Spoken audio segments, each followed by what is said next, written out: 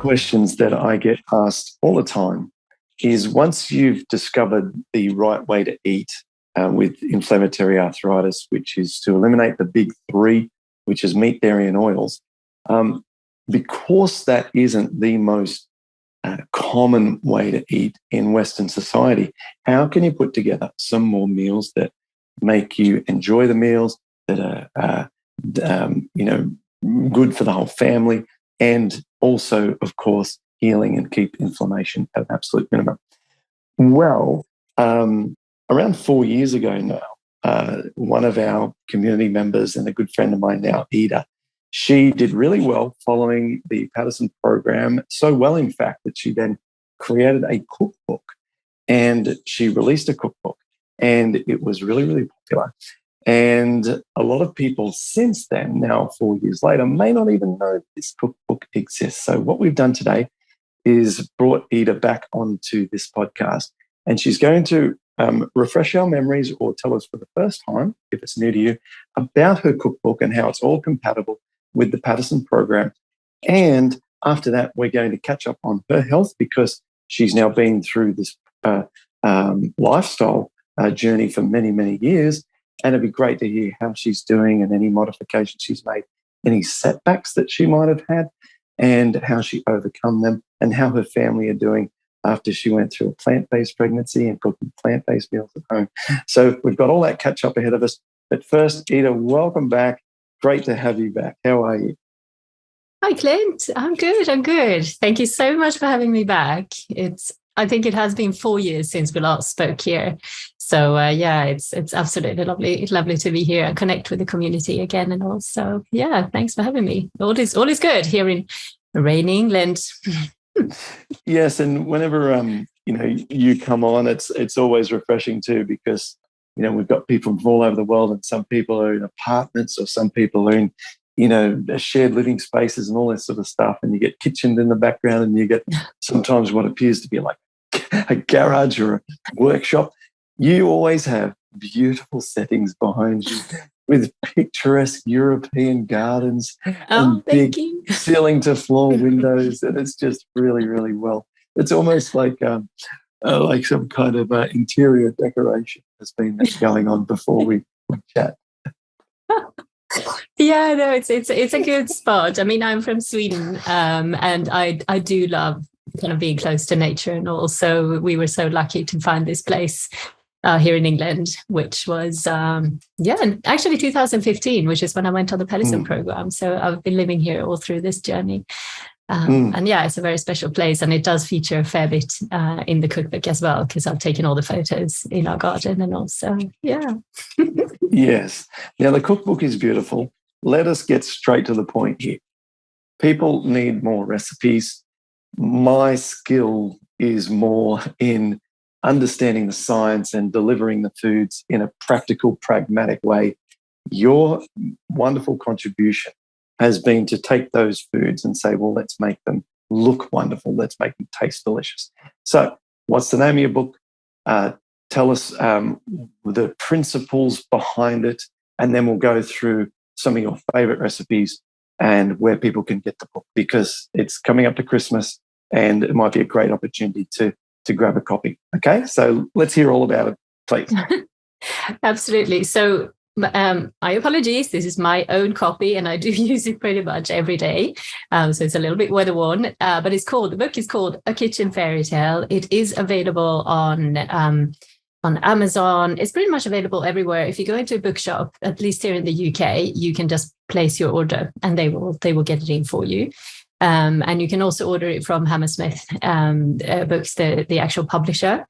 So maybe we can put a link in later on. And I think is it the Book Depository down in Australia? There are a few places to get it, so I think we might just have to link them all. It is a good Christmas present, because I mean I myself keep meeting people who have various chronic illnesses, and it is nice to be able to kind of refer to this and just say, you know what, actually maybe if you want to cook like this for a couple of months and see what happens. So for Christmas, it's definitely a good idea. What other questions did you have about? Yeah, so the principles behind it is essentially a low-fat, plant-based, oil-free compilation. But beyond that, of which there are a growing number of books on the market, this emphasizes a lot of the foods that are the ones that are most inflammation reducing, that comprise some of the earlier parts of our program. So you have got foods in there like sweet potatoes and quinoa. There is a lot of leafy greens. And so this emphasis differentiates the book tremendously from just a general plant-based book. Absolutely. And I think mainly that is because when I started writing this book, that's when first of all, I went on the Paddison Program, and then I started cooking, kind of taking slight further steps forward, incorporating new foods and seeing what I was able to have without getting more inflammation. And and a lot of people were asking me, they were trying the foods and they were saying, this is actually really delicious. I've never had plant-based foods before. Would you mind maybe sending me the recipe? And I was like, oh, okay, well, I'll just, I'll scribble down what I had. And the more I got these questions, the more I started keeping a log of these foods. And then I thought, maybe I should write a cookbook, because it has always been a dream of mine. It maybe not a plant-based one initially before I went plant-based, but actually now that I know all the benefits of plants, that's a good idea. So I was taking these photos during I think it was kind of my first year on the Paddison Program, actually. So it's all real time. All the photography and everything has been taken during that time. And that's why all the foods are going to be featuring that are so incredibly good for us, that are keeping inflammation down and, helping to heal the gut and all. So it's essentially, I guess, it's essentially a book from the first year on the Paddison Program, which means that if it works for me, it's likely to work for others as well. And, yes, exactly. And the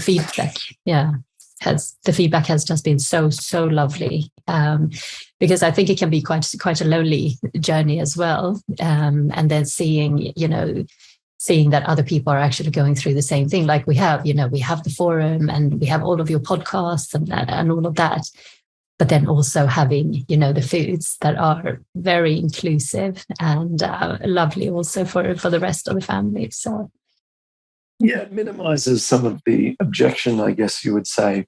First, people might be really interested to reduce inflammation. They might be really, really, really determined. But then if the food becomes too laborious, or it's too plain, too simple, too hard to get, then it just adds that extra level of friction to the healing process. So it's a wonderful contribution.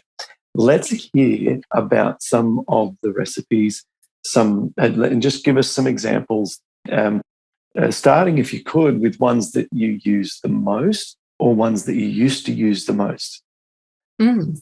Well, so in the beginning, I mean, I think that breakfast is always such an important part of the day. I cannot function without breakfast.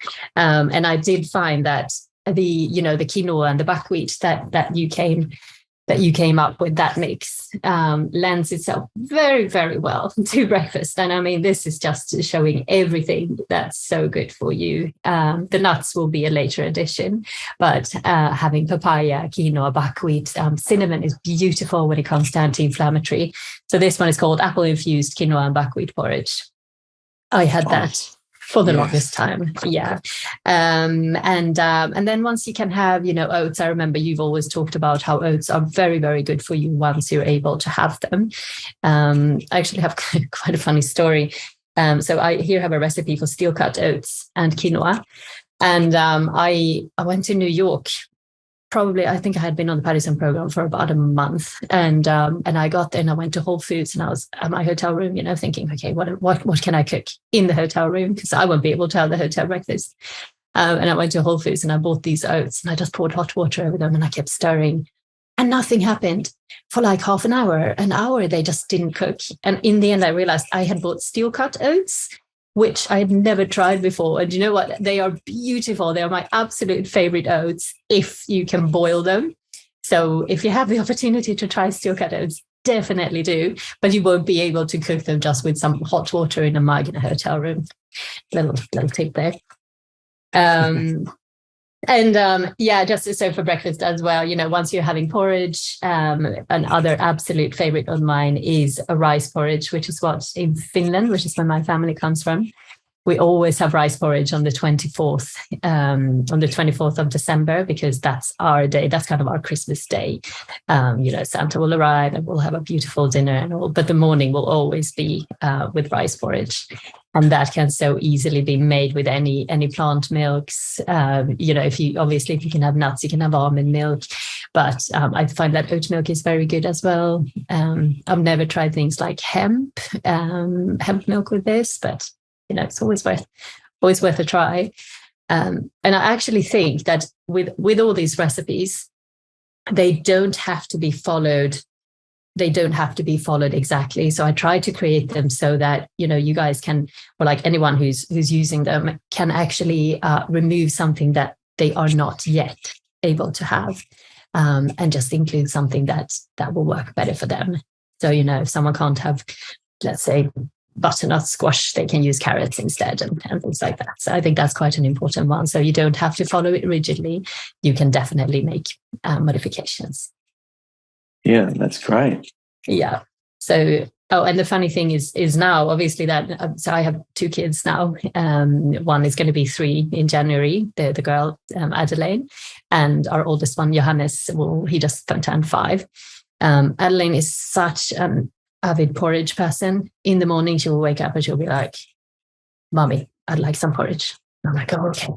Better get that going quickly." And she will decide what's going to go in there. And it's always things like she loves peanut butter, raisins. I tend to put in blackstrap molasses because it's very good for iron levels. The kids are just always absolutely devouring it. So this is a good, it's a house porridge. Yeah, proven by the 5 and nearly 3-year-old. Yeah, exactly. And then obviously the buckwheat, healing buckwheat pancakes. These were, I'm probably not the only person in the world who absolutely loves pancakes. So these ones were very, very good in the beginning. I still have friends who are just talking about them and, making them over and over again. And our kids, sorry, this is quite a messy page, but we do this almost every week. These are the sunshiny pancakes. They've got banana notes, which are always just perfect for making any pancakes, really. So good, so good. Yeah, these are fantastic. So, breakfast, I find breakfast to be very straightforward, quite easy to make using all the ingredients that you can have in the beginning. Then when you get a little bit more advanced, and maybe you can have tofu. There is something with scrambled tofu, and this is basically what you'll get in a hotel if you go for breakfast. There are a lot of scrambled tofu versions around. Quite often they will have oil, so it's always worth checking if you're eating out. I don't see the point. I think that it's perfect without. So, and I actually find, I don't know if you do as well, Clint, but if I have something and I realize that there has been oil, because you go to a restaurant, you say, "Oh, no oils, please," or my usual sentence will be, "I'm on a medical diet, so vegan, no oils," and that usually gets people to kind of go, "Oh, okay," paying a bit of extra attention. If they don't, and there is some oil in the food, I do find that I don't enjoy the taste. It tastes almost like rancid to me. It tastes like there is something in there that just that isn't a food. Yeah, yeah. So I can usually tell. I'm trying to sort of check in with my response system, and I think that a lot of it's intellectual. I just think what I do is if you take a little bit of the sample of you can see it glistening, right? So something's up. And if you rub it onto your lips and then rub your lips together and you breathe in over your lips, if it dries out quickly and evaporates, it's water, and it's just, I think, different sorts of processed starches can be used that look like oil but aren't oil. Melissa cooks with one or two of them, and I'm always, gee, that seems like oil. And she's like, no, and she explains it's not okay. If it evaporates quickly on your lips, then and you slide them back and forth, left and right, breathing in, and disappears, then I'm comfortable with it. But if it remains, I just think this is too much. Yeah, that's it. Yeah, exactly. Yeah. And I just think, it's dodgy. And it's so great that the plant-based kind of movement has made such advances in the last few years. I feel since 2015, I think we were starting to go in the right direction. It was starting to get a little bit easier, but definitely in the next kind of 2 years after that, you started getting, even walking into a pub here, there was a separate vegan menu in, I think, about 2017, and I was just blown away. But the problem is that quite a lot of it will be processed burgers and sausages and things that just don't quite, work with us, and that won't have the health benefits of real food. Our kids, for example, that they're not keen on any of the, if I've tried to make I've bought one of those burgers and cooked it for them, and they're just not very interested.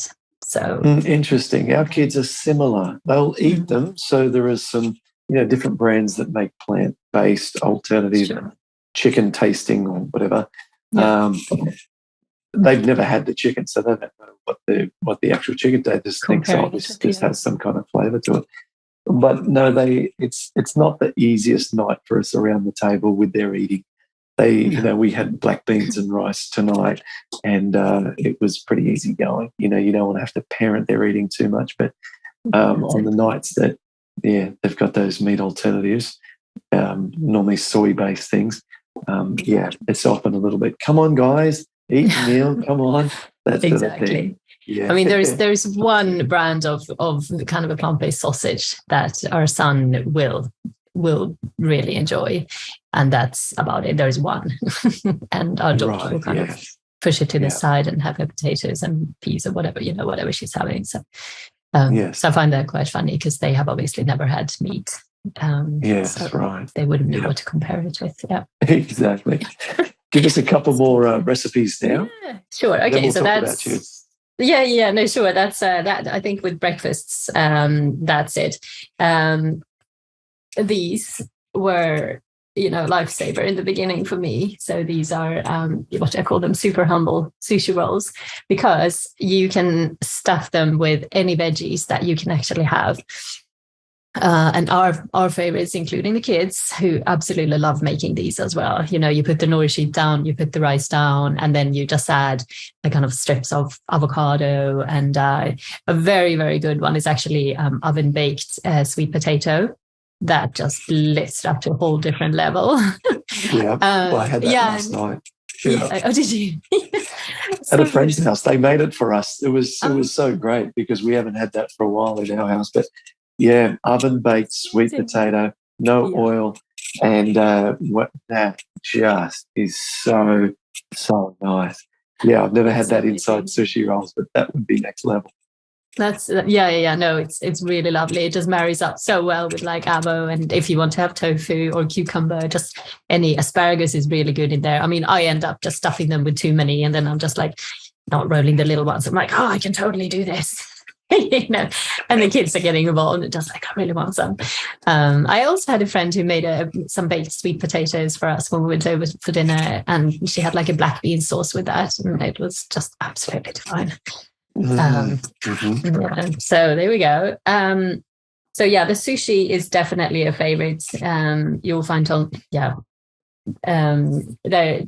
is a similar one, obviously, with summer rolls. I believe you guys might be going into summer now.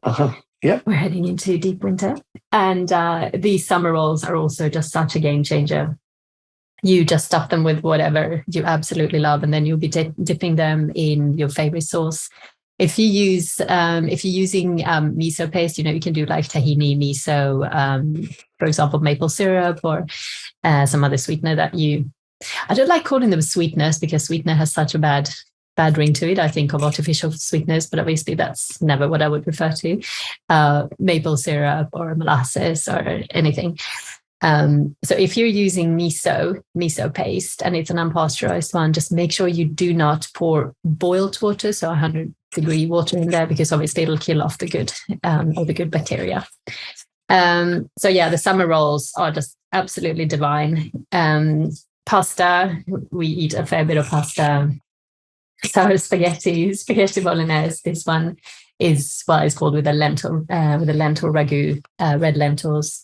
I found that red lentils didn't agree with me for a very long time, whereas green lentils seem to be better, even if I had been soaking them. So you can always try with different lentils, whatever you find have kind of worked best for you, something that you're not reacting to.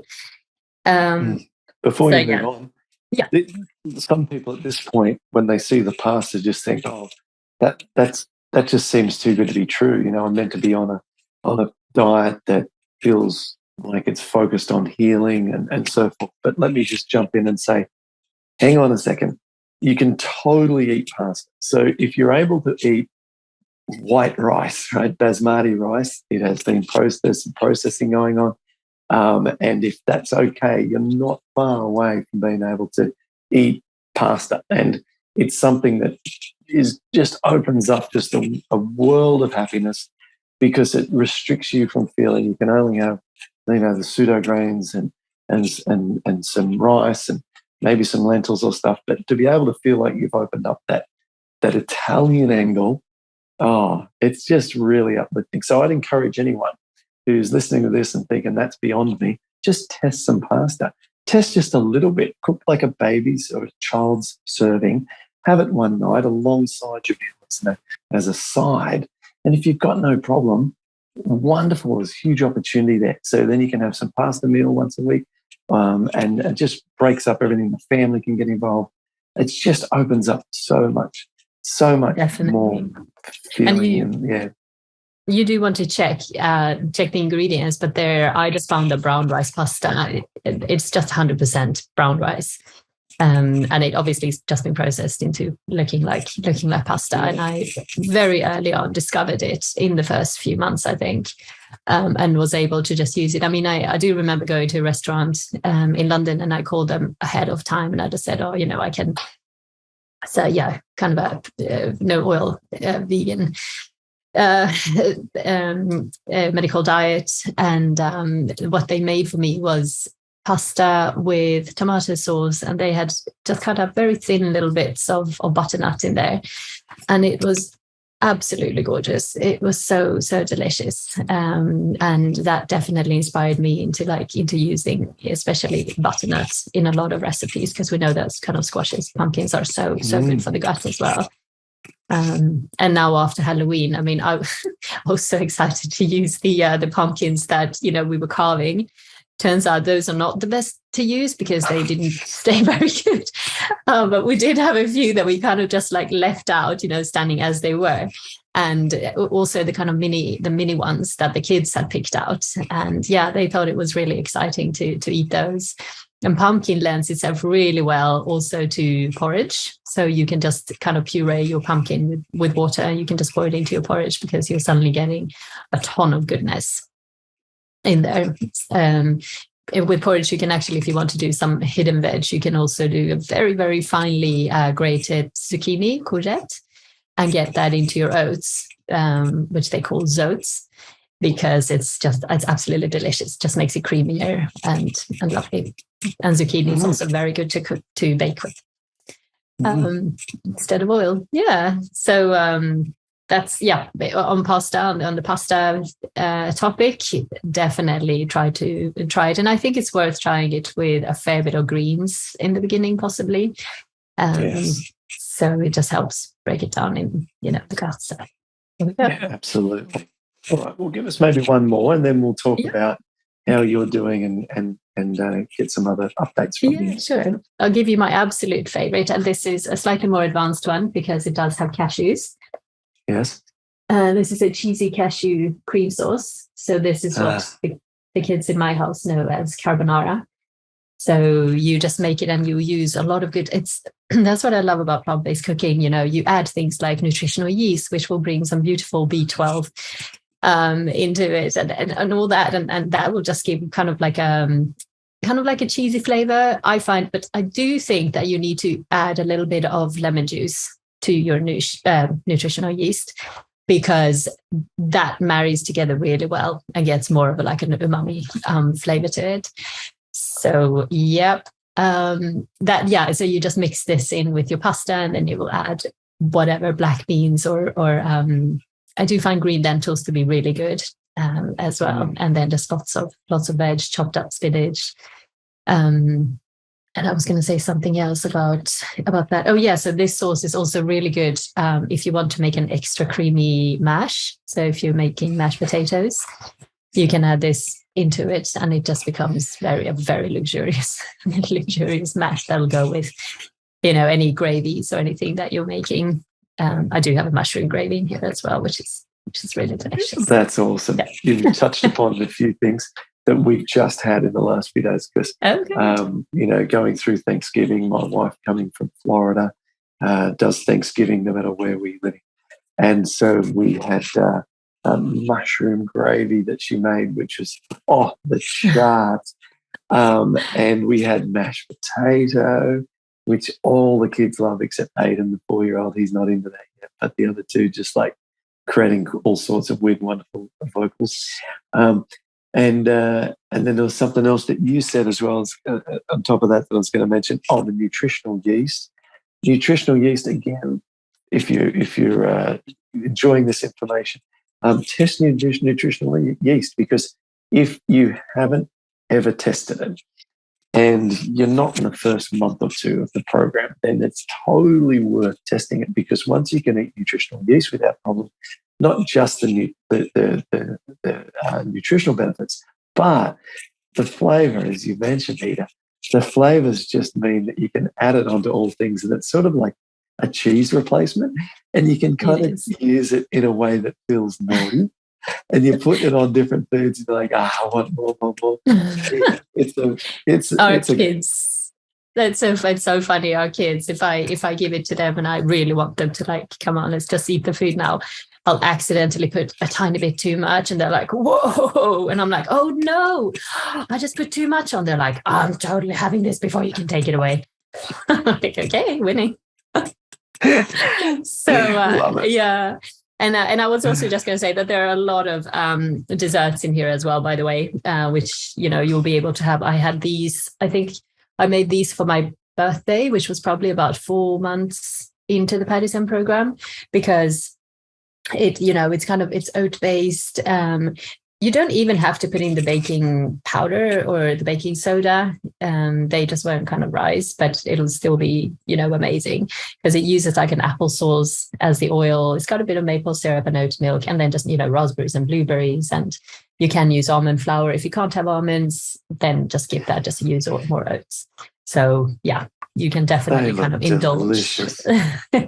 And here's that's coconut yogurt on top there. And this is a really yummy chocolate brownie. And the banana walnut bread, this I'm actually using when I'm making birthday cakes these days. So in the middle, I just add like layers of mashed banana and what is it? I might use like either like smashed down blueberries or make it or blueberry jam, if you're in a bit of a hurry. And then you just like cover it up with coconut yogurt or whatever is available. So there awesome. You can. I think with fruit and berries, everything becomes kind of desserty anyway. So there's no holding back.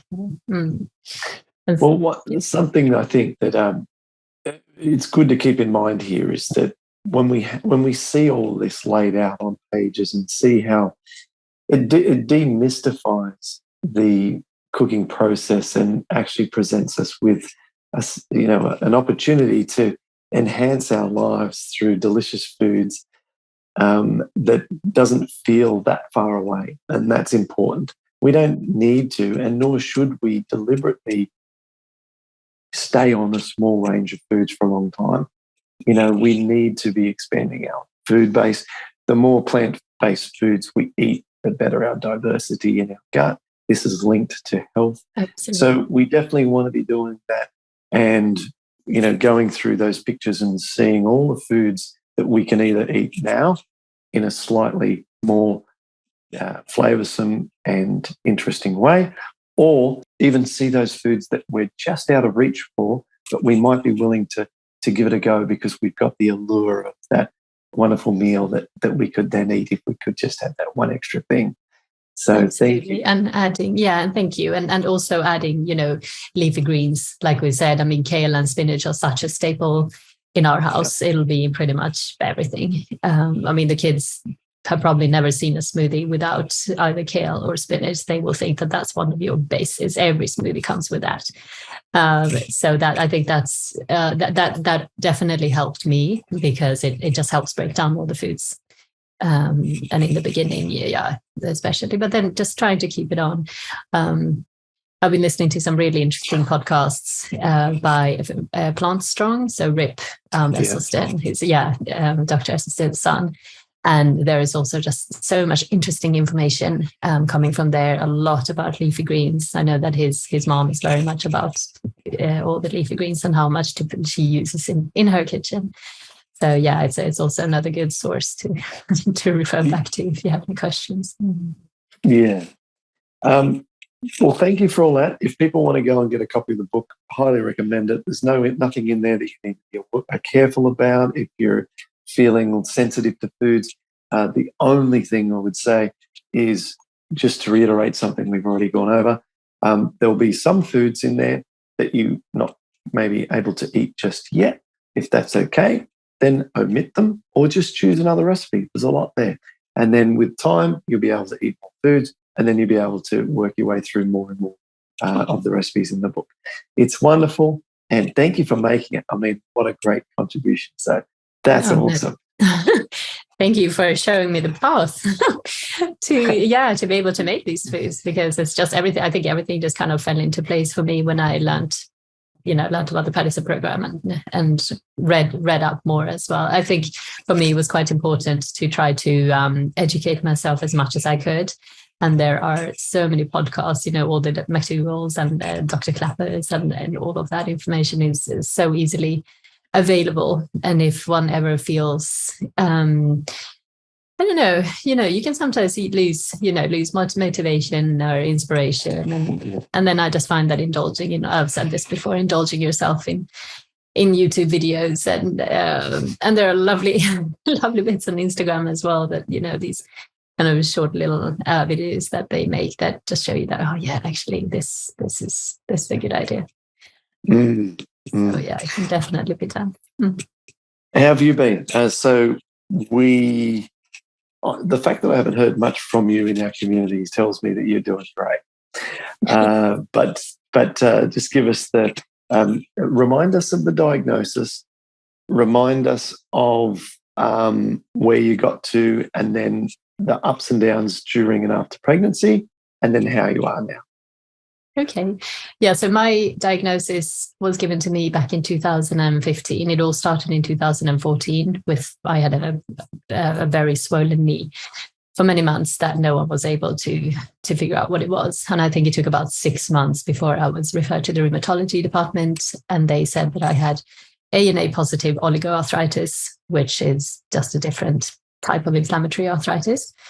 And I started the medication only 6 months later because I was getting married in the summer and I was quite worried about the side effects. So I was just kind of limping around until then. And I got hives all over my body when I tried that medication.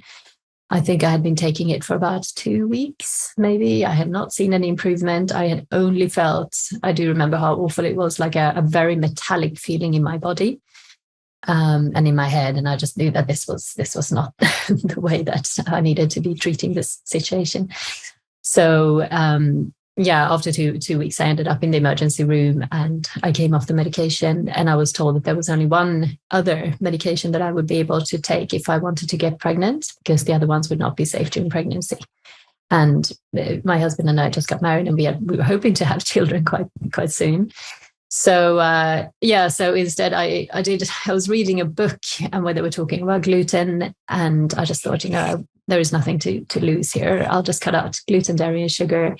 And within 2 weeks, I was I didn't need any medication. My symptoms have pretty much gone away completely. The rheumatologist just said, whatever you're doing, keep doing it. And I felt amazing. I was still having fish, eggs, and meat at the time. And it took me maybe a couple of months to find the Paddison Program. And when I read your book, everything just kind of fell into place. And I think because it tells you the whys as well, why you need to do it this way. And so I literally, from one day to the next, I just stopped with all the animal products and all the oils. I did the elimination diet, and I could, because I remember that I just never wanted to risk this happening to me again. And that's why I continued my research after having done my own initial changes. And then, after that, it was kind of maybe not smooth sailing, but it was pretty straightforward for me. And obviously writing down all the recipes, and I remember how much I was just absolutely loving this lifestyle. It's as if everything just kind of fell into place for me. I've always been a huge animal lover, and also for that side of things as well, because you are so disconnected to where your food comes from in our modern society, really. So and then in 2016, so a year after that, I fell pregnant. I had an amazing pregnancy with our son. Everything was just, all the levels were tip top, and he was born, and he absolutely loved food. When we started introducing it, it's like, the first time he tried avocado, he did cry, but then after that, he's been such a big avo fan that he'll have it most days. And our daughter came in 2020, so right before COVID hit. With her, it was a slightly different pregnancy. I don't know if it's because it was a girl or whatever, but I went off salads so strongly. I just could not stand salads. Probably took me about a year to get back on, from falling pregnant when all this started to when I could have that again. So I think that possibly would have contributed, because your diet is not going to be as perfect if you can't have salads. And so with her, I had some low iron levels, and I tried. They did give me a tablet for that, and I actually had a reaction in a finger. I could feel when a joint kind of gets really, really sore. And that just completely freaked me out. So for 4 days, I just went on a full kind of Paddison program, the kind of initial stages, just to stop that. And then I just overindulged almost in leafy greens for the rest of the pregnancy, and it just cleared up. The iron levels went back up again. How about that? And so even though you didn't like the leafy greens, you forced yourself to eat them? Is that right? Yeah, so it was more actual kind of salad that I couldn't have. So lettuce, those kind of greens, so any kind of raw greens. But if I were to cook it, I was able to have it, if that makes sense. Right. Yeah. So you did like a Popeye thing and did cook spinach sort of thing. I sure did. Oh, so much. And it was interesting because apparently when you have low iron levels, especially during pregnancy, I would love crunching away on ice. It's it's an addiction. Yeah, you can read about it if you look it up online. So all I wanted was just to eat ice all the time. That was just very, very unexpected. And then, then she came along, had a home birth. I remember just mentioning it to the midwife. I just said to her that, I've been considering a home birth. She's like, that is excellent. I will refer you to the home birth team. And I was like, oh, okay, all right. And they are so, I do love it here in Surrey. They're so encouraging about kind of anything natural, actually, in my experience. So I had this amazing midwife team that just came here, and they came here for the birth as well. And I did hypnobirthing, which I would just recommend anyone to do, even if you don't intend to have, whatever birth you're intending to have. Just hypnobirthing is fantastic, because it was quite a long what do you call it? Yeah, the birth took a very long time with her. For various reasons, and hypnobirthing got me through it, because I wasn't able to have any gas in there. I wasn't able to be in the pool. Everything just slowed it down. So I basically had a birth without anything. And with a bit of hypnobirthing, it was still an amazing experience. So did we got talking about that, right? I think Melissa, my wife, I think so, yeah, with you, because I don't know if she has the hospital record, but my wife, for her first child, she came in the door and was holding the baby within 46 minutes. And she beat that with the second child in the door, and it was in the 30-something minute. But that's nothing to be proud of, because I was actually we left home too late. Like, that was just too close. I see. Yeah. So we were told to stay at home until we were in an advanced stage, and then to call the midwives, and they would assess her breathing and have conversations with her over the phone, and then based on that tell really where she was at in the labour. After a few questions were answered. And I was pretty blasé and said, they said wait a little longer. And then her mother, who was staying at the time, said, Clint, you need to take her now. I'm like, okay. So off we went, and then it was 30-something minutes with Ariel. So, yes, and hypnobirth the whole way. I mean, absolutely. She was textbook off that book, and I'd rehearse with her, and I'd memorised all the lines I needed to say and remind her how to breathe and what to say to her. Yeah. And, I mean, a very, very effective book. It is. And I mean, I remember before the first one, I did have a friend. I just said, I'm doing hypnobirthing. And she's like, once the contractions set in, you will forget all about that. And I really didn't. I did not find that at all. I just found that you were even more in your body. And you're so, because you guys gave some really, really good tips on literally just relax and breathe as slow down as you can. And that's it. Like, you can write a whole book about it, but for me, that's what did it. Yeah, I remember us exchanging emails about it. Yeah, exactly. I came across those the other day, and I was like, that makes so much sense. I'm always like, anyway. So no, that was incredible, and it was amazing to have her at home. We had prepared everything, and the midwives were here, and it was very funny because we had a couple of them. They always came in two. And they were just sitting there kind of drinking tea at the table going, I didn't know this about plant-based cooking. Oh my goodness, this looks so delicious. And I was like, I'm just going to... Okay, so with this recipe, you literally just you cook the potatoes, and then I'm just going to... So hours of that. That was very, very funny. I love it. Yeah. Well, that's awesome. And so has there been...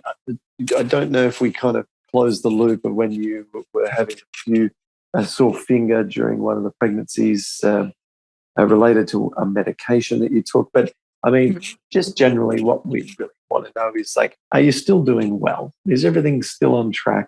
Or have the wheels fallen off, and does this thing not work? Oh, my goodness. It works. It works 100%. This is what I live by.